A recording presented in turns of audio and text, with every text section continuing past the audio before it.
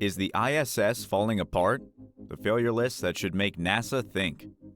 Fixing the International Space Station becomes a routine for astronauts. The ISS has been there on the Earth orbit for more than 2 decades, and some experts say that it has already been worn out completely. Some elements of the station aren't safe enough to use them the way they need to be used. Recently, the Russian module, called Science, nearly destroyed the station, making it rotate much faster than it should. Also, issues with depressurization happens quite often. Today, we're going to see if the ISS stays for another decade, or if it should be decommissioned and changed to a new station. Why bad things are happening with the ISS.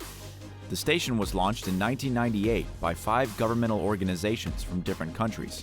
The cost of the project was $150 billion, and a single country couldn't invest so much money in space exploration. Every country that invested in the project has its own place in the ISS, and every country that uses ISS is responsible for the modules they are using. There are plans for scientific researchers in the ISS up until 2024, but scientists say that if there aren't many issues with the station, it can survive up to 2028. Now, Russian and American astronauts are constantly working in the station and getting support missions from Earth. These missions are carried out through special uncrewed modules that dock with the ISS and are then sent back to Earth. Each docking is a risky process, and any mistake can destroy the station or make it move in an unpredictable direction. We decided to look back at the main problems of the ISS and see if it can survive another decade. Problems of the ISS. Quick overview.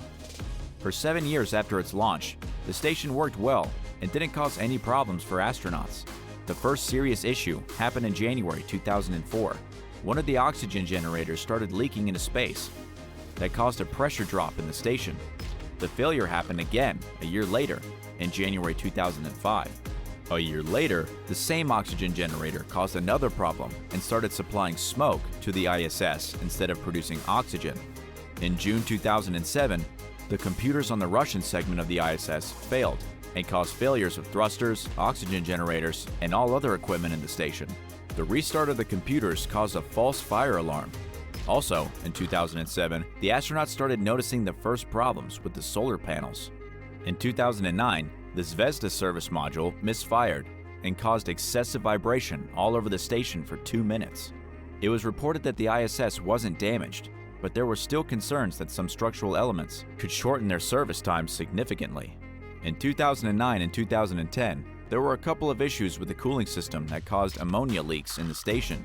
Since then, the cooling system has been the main concern for astronauts and scientists. In 2011, there was the first danger of collision with space debris. The unidentified piece of space waste rushed near the station at a speed of 29,000 miles per hour, and it was only 360 meters away from the station. 6 astronauts all boarded the Soyuz module to undock in case of impact. After that, each year the station had some problems with ammonia leaks from the cooling system, pressurization, and oxygen generators. The latest leak was in 2020, and it nearly brought to sealing off the affected section. But finally, they managed to pack the leak and continued the operation of the module. The Russian Science Module mistake. The Science Module is the greatest failure in the work of the ISS of all time. The module docked to the station on July 29, 2021, and the Russian space authorities claimed that everything went great. But at the same moment, the station started to vibrate excessively and rotate. The reason was a catastrophic misfire of the Science Module. The thrusters kept firing a few hours after the module was docked. The issue was the main reason to postpone the launch of the Boeing Starliner capsule, because after the failure, the old calculations weren't accurate anymore. The flight team at the NASA Control Center turned on thrusters on another module of the station to compensate for the unexpected misfires. After the Science Module, engines were stopped.